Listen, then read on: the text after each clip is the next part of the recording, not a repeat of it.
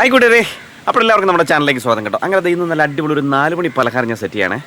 എന്താണെന്നല്ലേ, വായോ നമുക്ക് നേരെ അത് കാണാം.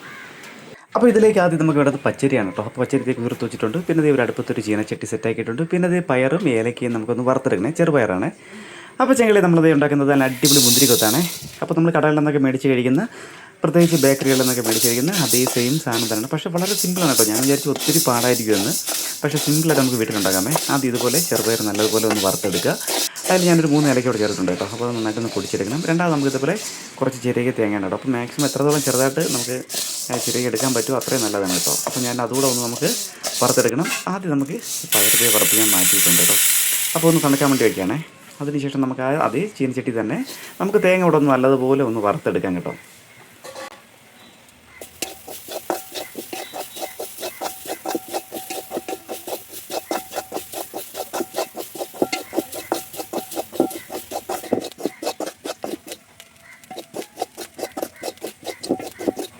അപ്പോൾ നമ്മൾ വറുത്ത തേങ്ങ ഒരു ചെറിയ ബ്രൗൺ കളറായപ്പോൾ അത് നമ്മളത് ഒരു പ്ലേറ്റിലേക്ക് ഇങ്ങനെ മാറ്റിയിട്ടുണ്ട് കേട്ടോ. അപ്പോൾ ഇനി നമുക്ക് അടുത്ത് അതേ സെയിം ചീനച്ചട്ടി തന്നെ കുറച്ച് വെള്ളവും വെച്ചതിന് ശേഷം നമുക്ക് ശർക്കര നല്ലതുപോലെ ഒന്ന് അലിയിച്ചിടണം കേട്ടോ. കാര്യം ഇതിൽ ഒത്തിരി വേസ്റ്റ് കാര്യങ്ങളൊക്കെ കാണും. അപ്പോൾ നല്ലതുപോലെ ഒന്ന് അതിനെ അലിയിച്ച് നമുക്ക് അരിച്ച് ഇനിയെല്ലാം ഞാനൊന്ന് അരിച്ച് സെറ്റാക്കി കാണിക്കാം കേട്ടോ ഇതിൻ്റെ. അതുപോലെ തന്നെ നമുക്ക് പയർ ഇപ്പോൾ നല്ലപോലെ തണുത്തിട്ടുണ്ട് കേട്ടോ. നമ്മൾ വറുത്ത പയർ നല്ലപോലെ തണുത്തിട്ടുണ്ട്, ചെറുപയർ. അപ്പോൾ ഇനി നമുക്ക് മിക്സിയുടെ ജാറിട്ട് നമുക്കൊന്ന് പൊടിച്ചെടുക്കാമേ.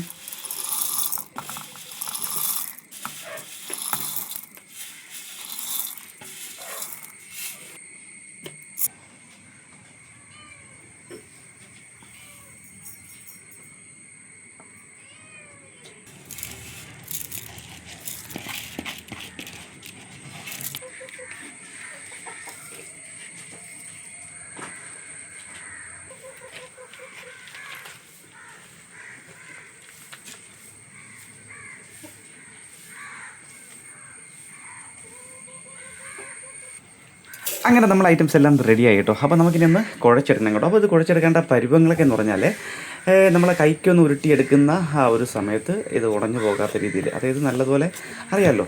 പിന്നെ ഇതിൽ മെയിനായിട്ട് ശ്രദ്ധിക്കേണ്ട ഒരു കാര്യം എന്ന് പറഞ്ഞാൽ നമ്മളെ ശർക്കര പാനി എന്ന് പറഞ്ഞാൽ ഒരു നൂൽ പരുവാകുമ്പോൾ വേണം നമ്മൾ അലിയിച്ചെടുക്കുന്നില്ലേ, അതൊന്ന് അലിയിച്ച് ഒന്ന് ജസ്റ്റ് വറ്റിച്ച് ഒരു നൂൽ പരുവാകുമ്പോൾ വേണം നമ്മൾ എടുക്കാനായിട്ട്. അപ്പോൾ ഞാൻ ആ ഒരു പരുവത്തിനോട് എടുത്താൽ കേട്ടോ. അപ്പോൾ തീർച്ചയായിട്ടും നിങ്ങളും ആ പരുവത്തിന് എടുക്കാൻ ശ്രമിക്കുക കേട്ടോ. എങ്കിൽ മാത്രമേ നമ്മൾ കുഞ്ഞു കുഞ്ഞു ബോൾസാക്കി ഉരുട്ടുന്ന സമയത്ത് അത് കറക്റ്റായിട്ട് നല്ല സെറ്റായിട്ട് ഇരിക്കത്തുള്ളൂ.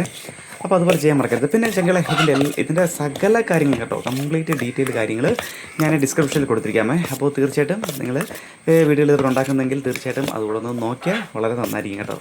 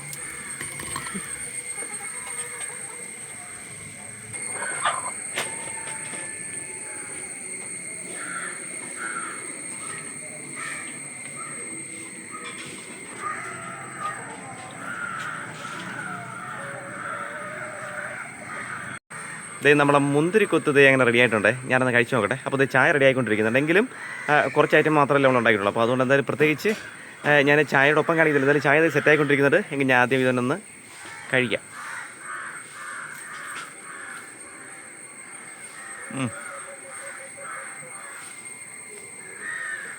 അതായത് നമ്മൾ ഈ കടയിലൊക്കെ മേടിച്ച് കഴിക്കുന്നത് പോലെ തന്നെ കേട്ടോ, വേറെ വ്യത്യാസമോ കാര്യങ്ങളൊന്നും ഇല്ല തീർച്ചയായിട്ടും.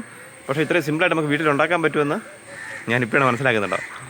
അപ്പോൾ ഞങ്ങളെ വീഡിയോ ഇഷ്ടപ്പെട്ട സപ്പോർട്ട് ചെയ്യാൻ മറക്കരുത്. അപ്പോൾ അടുത്തൊരു കിടക്കാച്ചി വീഡിയോ ആയിട്ട് കാണാം. അതുവരെ ബൈ.